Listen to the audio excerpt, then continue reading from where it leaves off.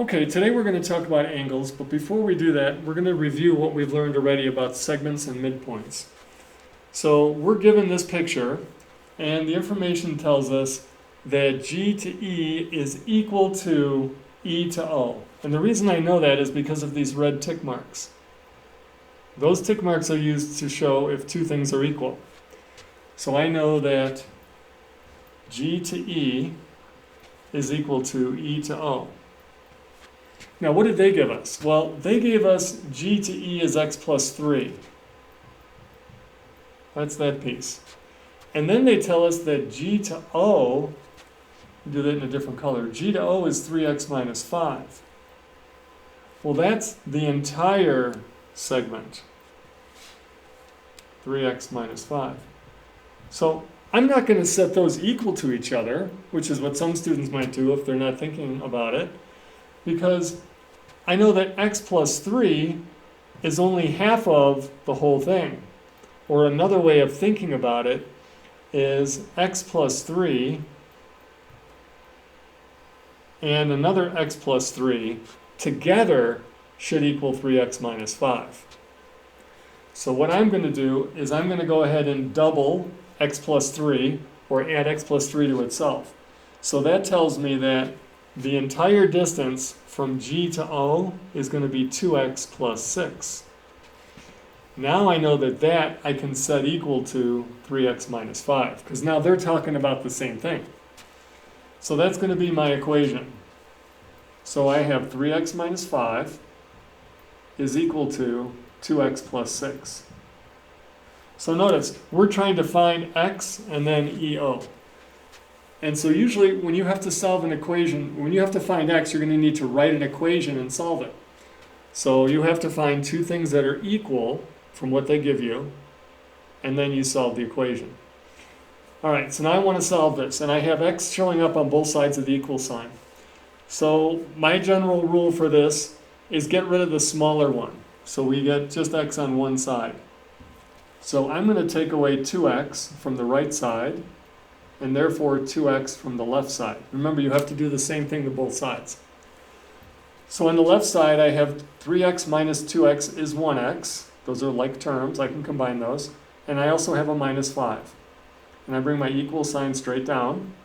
On the other side, 2x minus 2x is 0. And then 0 plus 6 is 6. So now I'm trying to solve for x, which means get it by itself. So I need to get rid of minus 5, so I'm going to do the opposite, and that is plus 5, or add 5 to both sides. So on the left side, the minus 5 plus 5 is 0, and I'm just left with x. Bring my equal sign down. And 6 plus 5 is 11. So I have solved for x. That was the first thing we had to do. The next thing we have to do is find E to O. E to O is this distance here. Well, we know that E to O is equal to G to E, and so if you look at how I labeled that, E to O is just going to be whatever x is plus 3.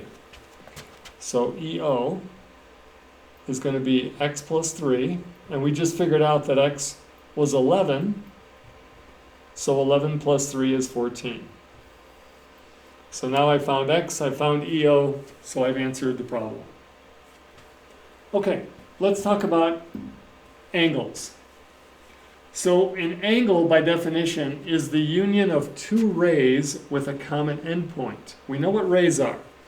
So if you have two rays that start from the same point, we're going to call that point the vertex.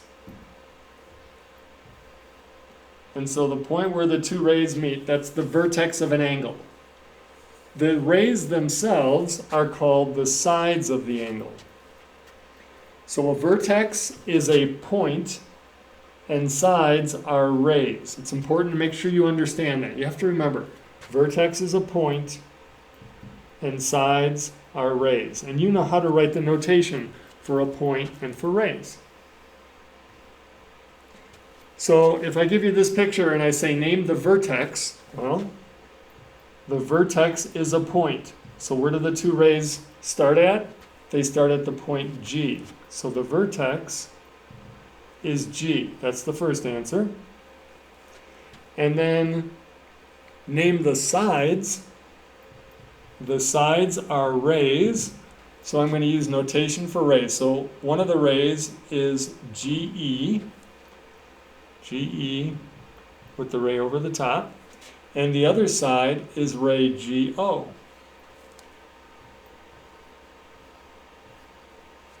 Okay, so pretty simple. Whenever you see a picture of an angle, the vertex, you just write down what the point is, and for the sides, you write down the two rays. Okay, so if you want, you might want to go over to the homework, which is worksheet 4, and do the first side, which simply just has you naming the vertex and the sides. If not, you can wait till you get through the lesson here and then go do it. Now, naming an angle, we have notation for lines and for segments and for rays and for planes and for points. So what about the notation for an angle? So this is how we write the notation for an angle.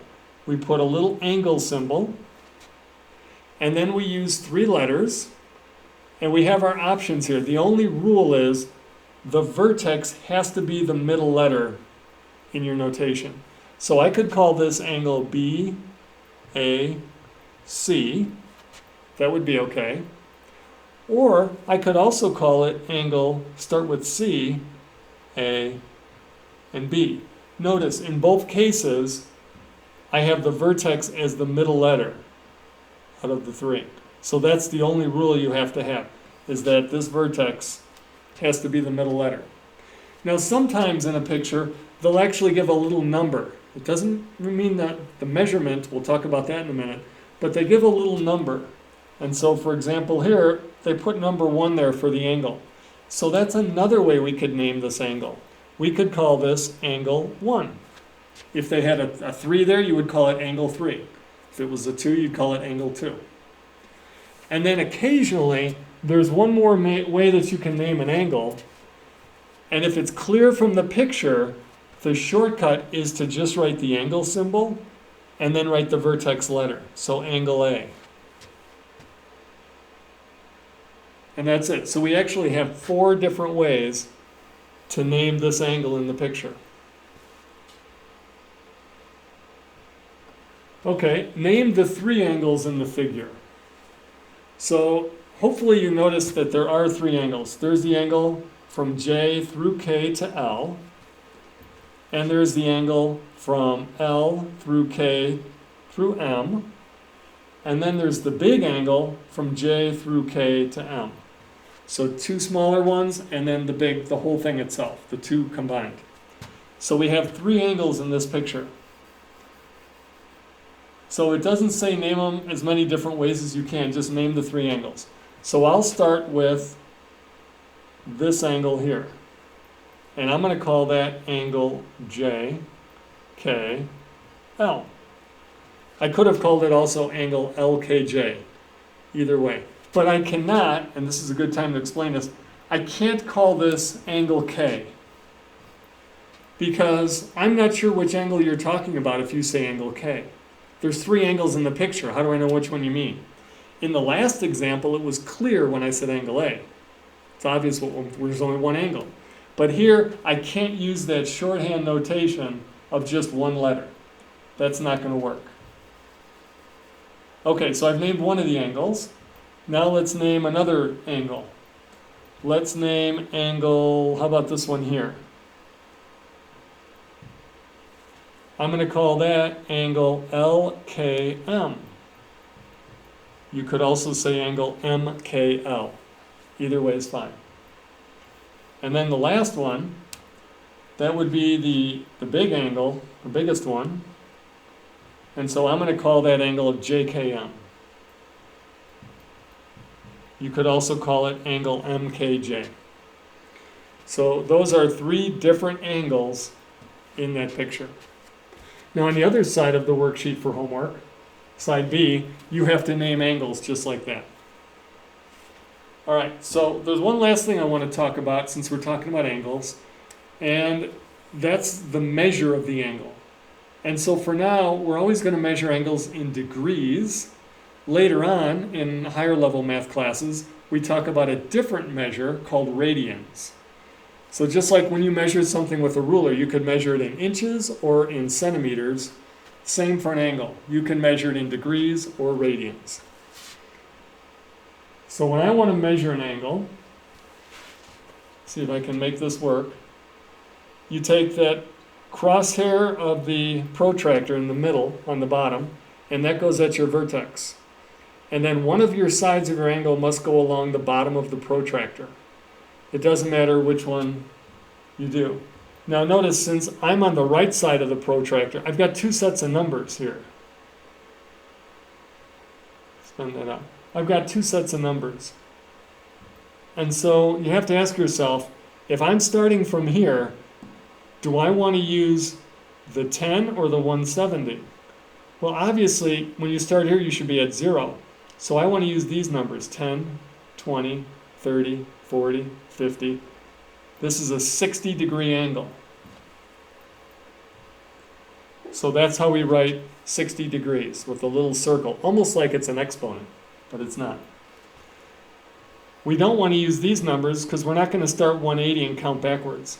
We're going to be counting up. So we're going to use these inside numbers if we're going from the right. Now, what if, on the other hand,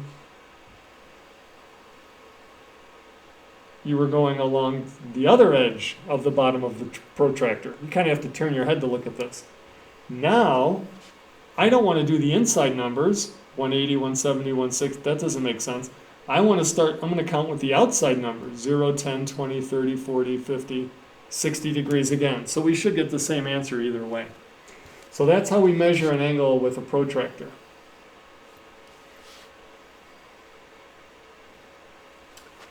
And then there's something that you'll see once in a while, which sounds a little bizarre, but it's called the reflex angle. And so that's the longer way around an angle from one side. And what I mean by that, if I get rid of my protractor, instead of measuring from here to here, the reflex angle would be as if we measured all the way around this way. And we're not going to do that very often, at least not at first.